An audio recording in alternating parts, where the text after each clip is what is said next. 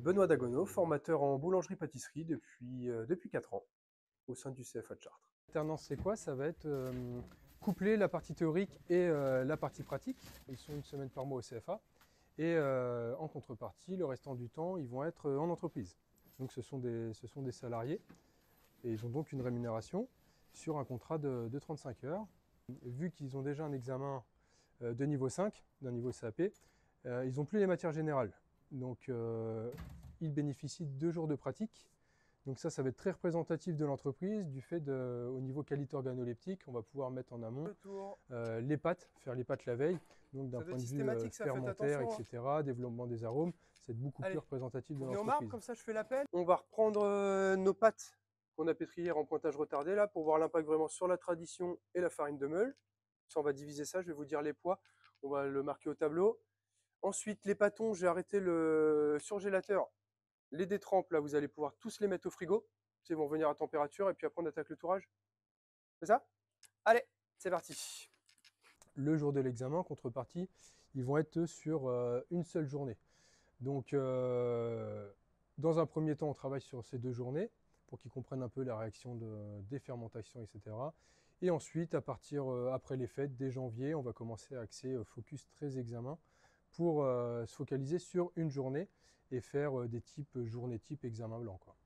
Donc il faut vraiment arriver à les capter, ces jeunes, par le changement de support pédagogique, le biais de petits ateliers,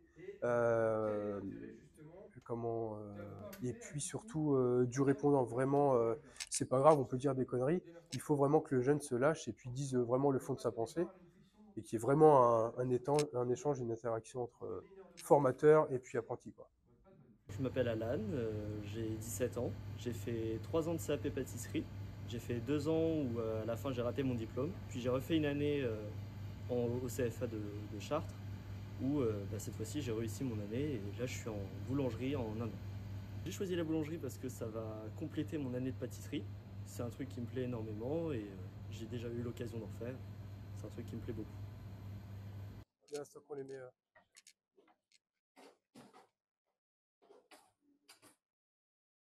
T'es pas bon là, Alan. T'es pas bon là. La soudure se retrouve au-dessus là. Ils ont tous pris à l'envers. Ouais, bah, j'ai pas montré ça moi tout à l'heure. Regarde, là, tu retournes. Là, tu viens poser. Pour que ta surface lisse soit au-dessus. J'ai bien vu. Va, Alan. Monte, monte, monte. Et là, tu vas voir, va y avoir un cran. Non, non, lève justement. Qui reste à mettre au four là?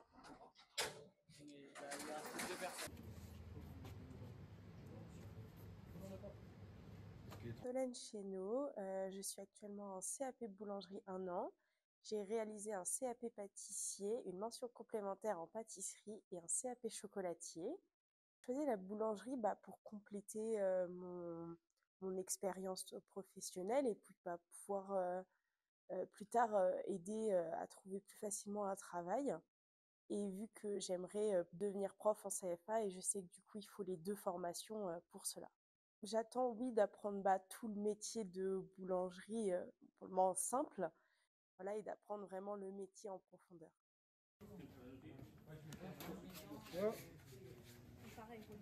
Exactement pareil. Ouais. L'idée, c'est de recréer de la tension. Ne farinez pas trop surtout. Plus vous serez haut, plus vous aurez un tamisage fin et plus net. Plus vous serez bas, plus ce sera grossier.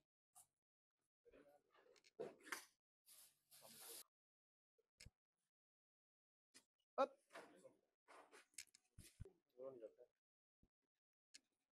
Petit bilan du coup à la fin de ce second TP avec les connexes, double formation. L'appréhension que les jeunes avaient, c'était vraiment cette dextérité, ce côté manuel des pâtes.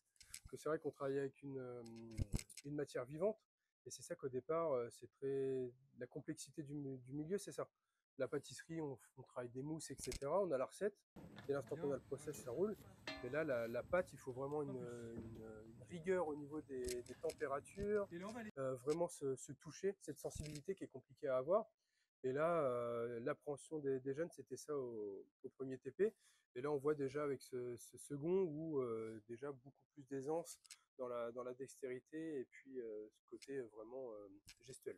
Ça blague un petit peu, etc. Mais le boulot est fait quand même. Et ce que j'ai remarqué un petit peu, c'est que il y a un œil, il y a un regard sur chacun, sur le travail de chacun, mais ça reste constructif.